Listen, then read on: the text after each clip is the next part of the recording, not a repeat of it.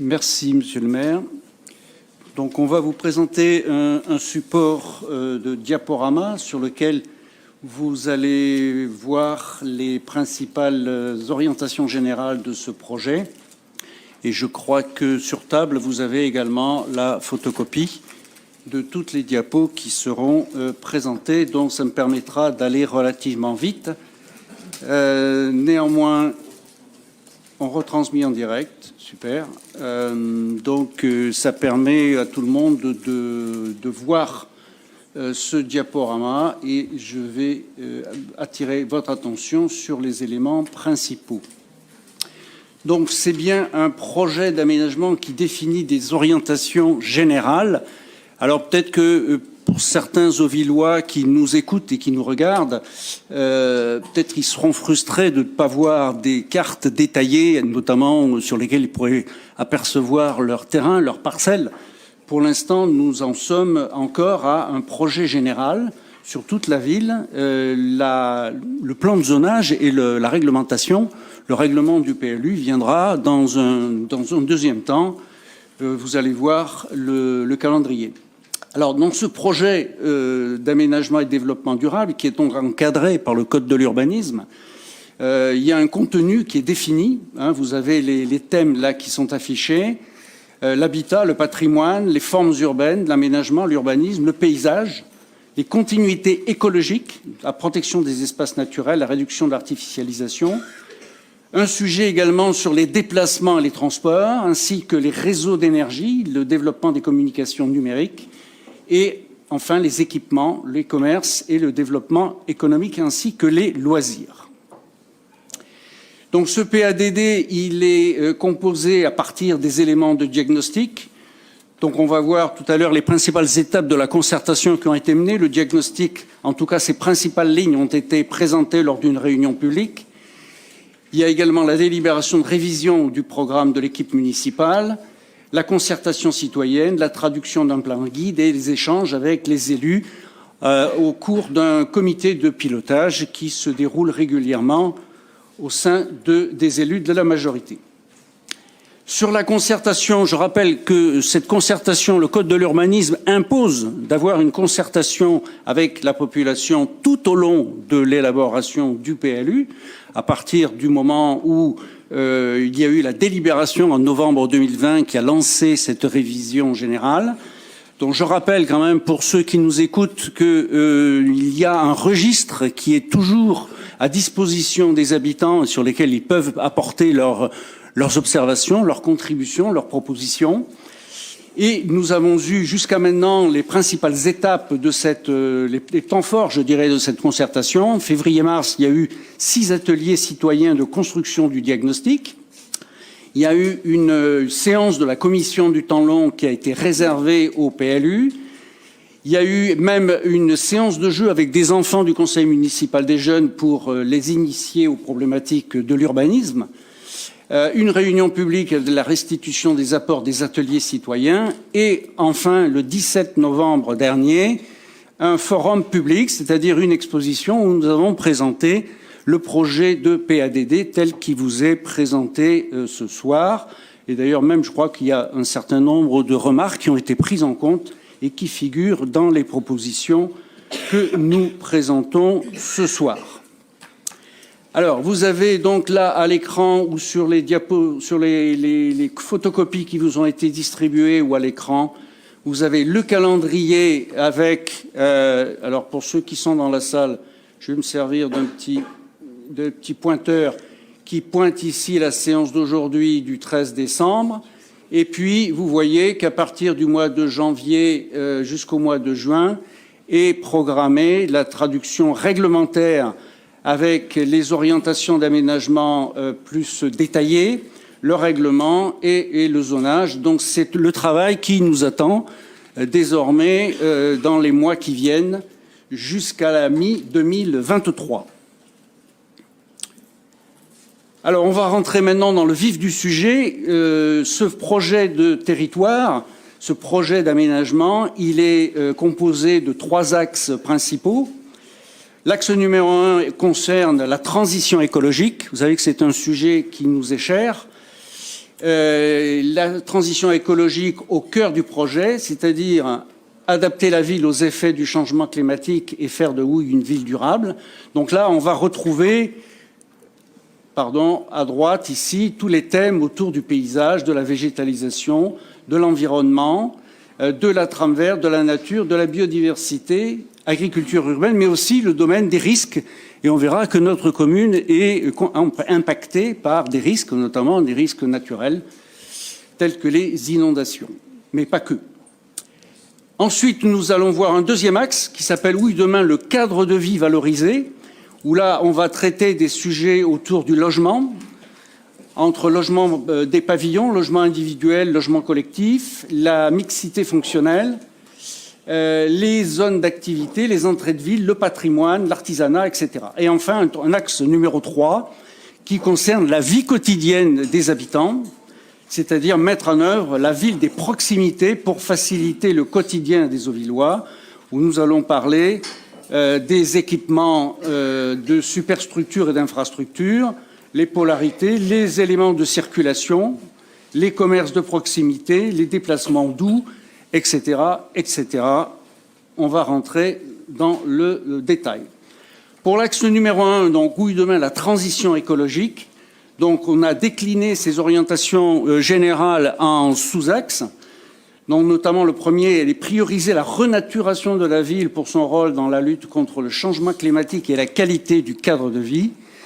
Donc aménager de nouveaux espaces verts dans chaque quartier, préserver le parc Charles de Gaulle et renforcer son caractère végétal, créer une liaison verte entre le parc Charles de Gaulle et la gare, lutter contre les îlots de chaleur en désartificialisant et en végétalisant les espaces publics, promouvoir l'agriculture urbaine, notamment dans les friches urbaines et même sur les toitures terrasses.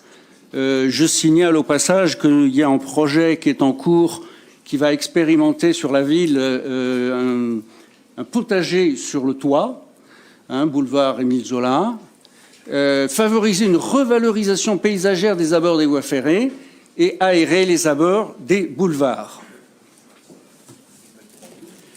Deuxième sous-axe, préserver et renforcer la couverture végétale existante sur le domaine public, assurer la protection des éléments de la trame verte, limiter l'artificialisation des jardins privés en conservant les espaces verts de pleine terre, favoriser la biodiversité au sein des espaces verts publics existants. Je poursuis. Troisième sous-axe, réduire la vulnérabilité de Houille face aux aléas climatiques et notamment aux inondations. Je pense que tout le monde a en mémoire les inondations du 22 juin 2021 qui ont fait beaucoup de dégâts, notamment dans le quartier du Tonkin, mais pas que. Favoriser la perméabilité des sols donc au sein des parcelles privées et publiques, encourager la gestion alternative et les dispositifs de récupération des eaux pluviales pour lutter contre les effets du ruissellement, intégrer des espaces verts de pleine terre, adapter les règles d'urbanisme vers une meilleure prise en compte des inondations, les risques également de pollution des sols et des nuisances induites, et intégrer le risque lié à la présence de cavités souterraines. Quatrième sous-axe, promouvoir une performance énergétique et environnementale optimale des bâtiments existants, c'est-à-dire accompagner la rénovation énergétique, encourager la réalisation de bâtiments sobres et écologiques, faciliter l'exploitation des énergies renouvelables, maintenir et optimiser le nombre de raccordements au réseau de chaleur existant. C'est un gros atout que nous avons dans la ville d'avoir ce réseau de chaleur urbain, donc il faut absolument le valoriser. Garantir l'intégration d'espaces verts de pleine terre, favoriser un traitement paysager de qualité entre le bâti et l'espace public. Cinquième sous-axe, promouvoir les modes actifs contribuant à limiter les émissions de gaz à effet de serre. On parle souvent de modes doux ou modes actifs parce qu'ils ont un effet également sur la santé. Réduire la part de la voiture dans les trajets quotidiens et les pollutions. Poursuivre le partage de l'espace public entre les différents modes de déplacement. Améliorer le stationnement public des cycles. Favoriser les alternatives à l'autosolisme, c'est-à-dire plutôt favoriser l'autopartage ou le covoiturage, et améliorer le pôle d'échange multimodal à la gare de Houille-Carrière-sur-Seine. Voilà le schéma qui résume les orientations de l'axe numéro 1. Donc vous avez en légende les orientations que je viens de citer, qui sont résumées sur cette carte didactique, schématique. Je précise que toutes les petites figures géométriques qui sont marquées sur la carte sont des principes de localisation et ne sont en rien des localisations, des délimitations précises. Juste pour éviter que M. Hérault ait une crampe au bras, vous aviez une question de forme? Oui, je voulais savoir comment vous souhaitiez organiser le débat. Est-ce qu'on peut poser des questions par axe ou est-ce que vous préférez finir l'ensemble de la présentation? On présente et après vous posez vos questions. Merci. On finit la présentation. L'axe numéro 2 concerne donc le cadre de vie. Le sous-axe de numéro 2.1, préserver les quartiers pavillonnaires, constituer leurs identités urbaines et leurs environnements. Donc ça, c'est un des axes prioritaires de notre politique d'urbanisme. Encadrer le développement urbain dans les secteurs pavillonnaires, veiller à la qualité de la construction, à l'esthétique des opérations, assurer des transitions qualitatives et équilibrées entre les nouvelles opérations et le tissu bâti existant, limiter l'artificialisation des jardins privés en conservant des espaces verts de pleine terre, préserver la mixité sociale dans les quartiers pavillonnaires. Deuxième sous-axe, préserver et mettre en valeur des éléments de patrimoine bâti qui caractérisent l'identité de la ville de Houille. Nous avons la chance, en effet, d'avoir plusieurs éléments remarquables de patrimoine bâti. Et donc, il nous faudra identifier et protéger les éléments du patrimoine auvillois, assurer une insertion harmonieuse des constructions nouvelles situées à proximité des éléments de ce patrimoine, préserver l'identité du centre historique et préserver les ensembles urbains remarquables que tout le monde connaît dans la ville. Troisième sous-axe, maîtriser le développement en privilégiant une requalification qualitative et ciblée sur les secteurs urbains déqualifiés. En particulier, maîtriser la densification de la ville en participant à l'effort de construction de logements, notamment sociaux. Porter l'effet de construction sur le renouvellement urbain des secteurs déqualifiés, notamment les friches, les abords des boulevards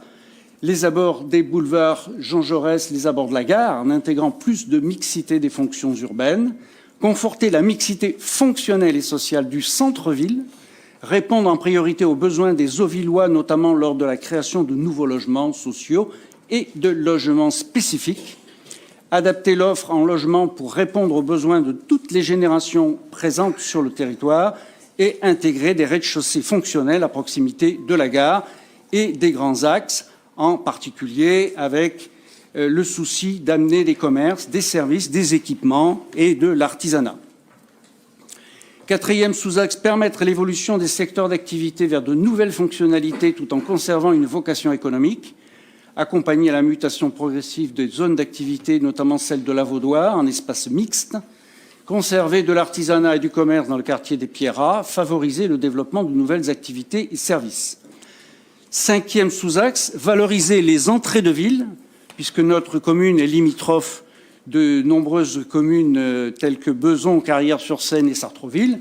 Et donc nous avons à traiter ces entrées de ville, améliorer la qualité de ces entrées de ville et des grands axes, valoriser l'entrée de ville depuis la gare, qui est aussi une entrée de ville que tout le monde pratique, en tout cas le plus grand nombre des Auvillois pratiquent quasiment quotidiennement. Voilà la carte schématique qui résume l'axe numéro 2 sur le cadre de vie. Je laisse peut-être aux personnes qui nous suivent de lire, de regarder la carte. Oui. Donc le diaporama sera mis en ligne à la disposition de tout le monde.